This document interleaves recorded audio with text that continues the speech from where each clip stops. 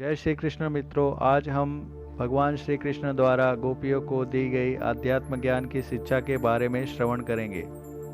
श्री सुखदेव जी कहते हैं, परीक्षित, मैं कह चुका हूँ कि गोपियों के परम प्रीतम जीवन सर्वस्व श्री कृष्ण ही थे। जब उनके दर्शन के समय नेत्रों की पलकें गिर पड़ती, तब वे पलकों को बनाने वाले को ही कोसने लगती। अपनी प्रेम की मूर्ति गोपियों को आज बहुत दिनों के बाद भगवान श्री कृष्ण का दर्शन हुआ। उनके मन में इसके लिए कितनी लालसा थी, इसका अनुमान भी नहीं किया जा सकता। उन्होंने नेत्रों के रास्ते अपने प्रीतम श्री कृष्ण को हृदय में ले जाकर गाढ़ आलिंगन किया और मन ही मन आलिंगन करते समय तन्मय हो गई। परीक्षित, कहाँ तक कहूँ, वे उस भाव को प्राप्त हो गई जो नित्य निरंतर अभ्यास करने वाले योगियों के लिए भी अत्यंत दुर्लभ है। जब भगवान श्री कृष्ण ने देखा कि गोपियाँ मुझसे तादात्म्य को प्राप्त एक हो रही हैं, तब वे एकांत में उनके पास गए, उनको हृदय से लगाया, कुशल मंगल पूछा और हंसते हुए बोले, सखियों, हम लोग अपने स्वजन संबंधियों का काम करने के लिए ब्रज से बाहर चले आए और इस प्रकार तुम्हारी जैसी प्रेषियों को छोड़कर हम शत्रुओं का विनाश करने में उलझ गए। बहुत दिन बीत गए, क्या कभी तुम लोग हमारा स्मरण भी करते हो? मेरी प्यारी गोपियों, कहीं तुम लोगों के मन में यह आशंका तो नहीं हो गई है कि मैं अकृतज्ञ हूँ और ऐसा समझकर तुम लोग हमसे बुरा तो नहीं मानने लगी हो? निसंदेह भगवान ही प्राणियों के संयोग और वियोग के कारण है।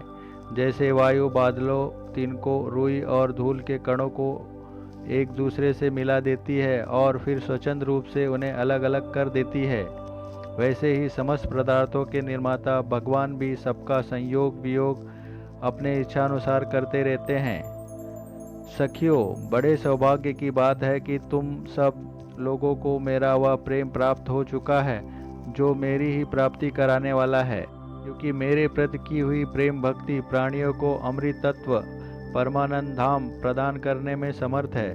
प्यारी गोपियों, जैसे घट पट आदि जितने भी भौतिक पदार्थ हैं, उनके आदि अंत और मध्य में, बाहर और भीतर उनके मूल कारण पृथ्वी, जल, वायु, अग्नि तथा आकाश ही ओतप्रोत हो रहे हैं, वैसे ही जितने भी पदार्थ हैं उनके पहले पीछे, बीच में, बाहर और भीतर केवल मैं ही मैं हूँ। इसी प्रकार सभी प्राणियों के शरीर में यही पांच भूत कारण रूप से स्थित हैं और आत्मा भोक्ता के रूप से अथवा जीव के रूप से स्थित है, परंतु मैं इन दोनों से परे अविनाशी सत्य हूँ। ये दोनों मेरे ही अंदर प्रतीत हो रहे हैं, तुम लोग ऐसा अनुभव करो।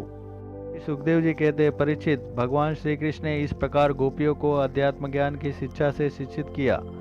उसी उपदेश के बार बार स्मरण से गोपियों का जीव कोश लिंग शरीर नष्ट हो गया और वे भगवान से एक हो गई, भगवान को ही सदा सर्वदा के लिए प्राप्त हो गई। उन्होंने कहा, हे कमलनाभ, अगाध बोध संपन्न बड़े बड़े योगेश्वर अपने हृदय कमल में आपके चरण कमलों का चिंतन करते रहते हैं।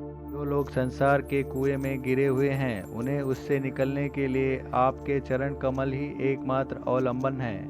प्रभु, आप ऐसी कृपा कीजिए कि आपका वह चरण कमल घर गृहस्थ के काम करते रहने पर भी सदा सर्वदा हमारे हृदय में विराजमान रहे, हम एक क्षण के लिए भी उसे न भूलें। किसी प्रकार की त्रुटि के लिए क्षमा कीजिए। जय श्री कृष्ण।